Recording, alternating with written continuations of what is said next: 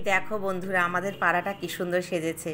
গণেশ পুজো কালকে, তাই জন্য গত বছর জানো তো আরও সুন্দর সাজিয়েছিল, আরও লাইট টাইট দিয়েছিল আরও ফ্ল্যাটগুলোতে। এবছর এতটুকুই দিয়েছে, এর বেশি দেয়নি। তো আমি আজকে একটুখানি গোকুল পিঠে বানাচ্ছি, তাল দিয়ে আর নারকোল দিয়ে। তো প্রথমে আমি রসটা করতে হবে, রসে দেব। সেই জন্য আমি 2 বাটি চিনি দিলাম, এর সাথে আমি 4 বাটি জল দিয়ে একটা রস বানিয়ে নিচ্ছি। এবার এর মধ্যে একটু লবঙ্গ, এলাচ আর দারচিনি দিয়ে দিলাম, যাতে আমার ফ্লেভারটা ভালো আসে রসের। তো রসটা খুব ভালো করে নাড়াচাড়া করে নিলাম। দেখো হয়ে গেছে আমার রসটা, রঙটা দেখেই তো বোঝা যাচ্ছে। চলো হয়ে গেছে, এবার এটাকে একটু নামিয়ে নিই। এবার দেখো তালটা তো আমি গুলে রেখেছিলাম, কিছুটা আমি নিচ্ছি, এই ধরো 2-3 চামচ মতো নিলাম। আর এর সাথে আমি চালের গুঁড়ো আর সুজি উষ্ণ উষ্ণ গরম জলে ভিজিয়ে রেখেছিলাম, সেটা দিয়ে দিচ্ছি। আর একটুখানি 1 চিমটে লবণ দেবো, আর একটুখানি চিনিও দেব। তার মধ্যে দেব তোমার ময়দা দিয়ে ভালো করে, যেভাবে আমরা ময়দা মাখি সেই রকম করে মেখে নেব।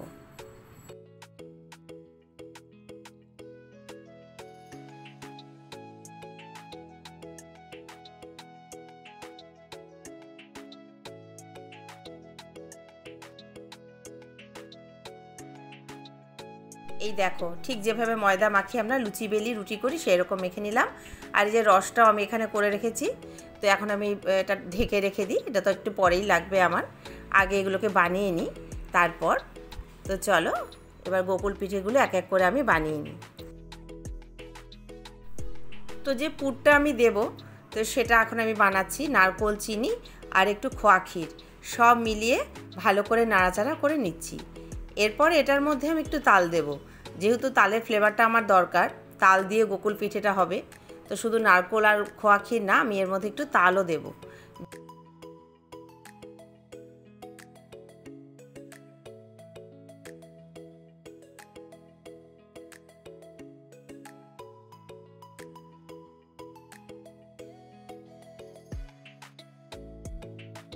চলো আমার পুরটা প্রায় হয়ে এসেছে, এবার আমি পিঠেটা গড়ে নিই।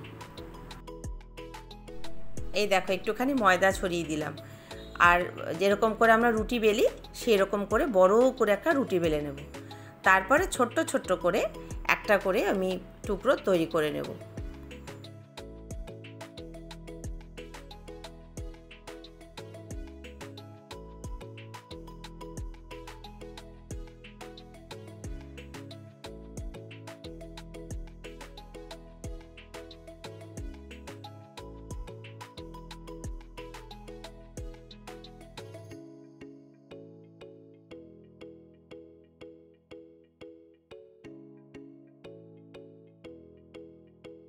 এই দেখো গ্লাসের মাথা দিয়ে দিয়ে মাপ করে করে করে নিলাম।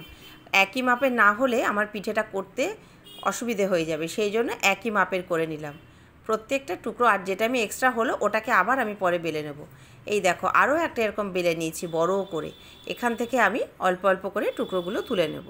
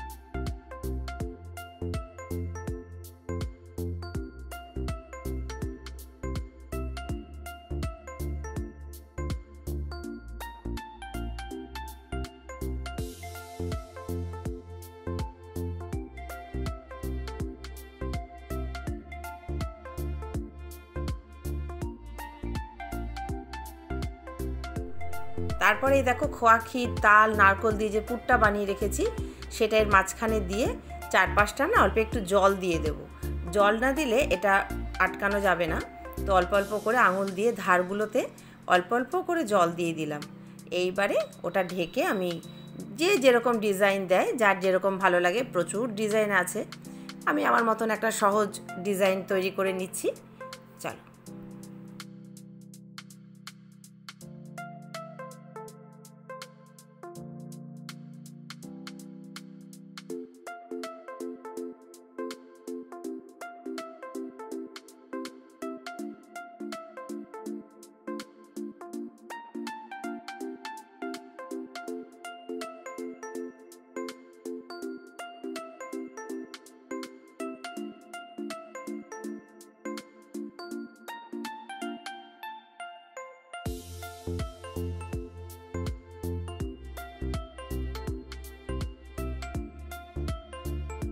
এই দেখো, যা হোক করে একটা মানে ডিজাইনে এনেছি আর কি।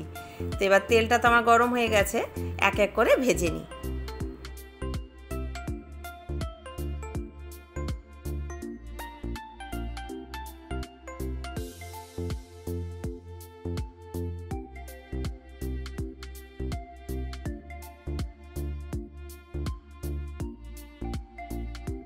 আর দেখো কীরকম লুচির মতো ফুলে উঠছে। আসলে ময়মটা ভালো হয়েছে না, সেই জন্য হয়তো এরকম হচ্ছে না। তো যাই হোক, হয়ে গেছে আমার। এবার রসের মধ্যে একটা একটা করে আমি দিয়ে দেব। তো দেখো গোকুল পিঠেগুলো কিন্তু আমার হয়ে গেছে বন্ধুরা।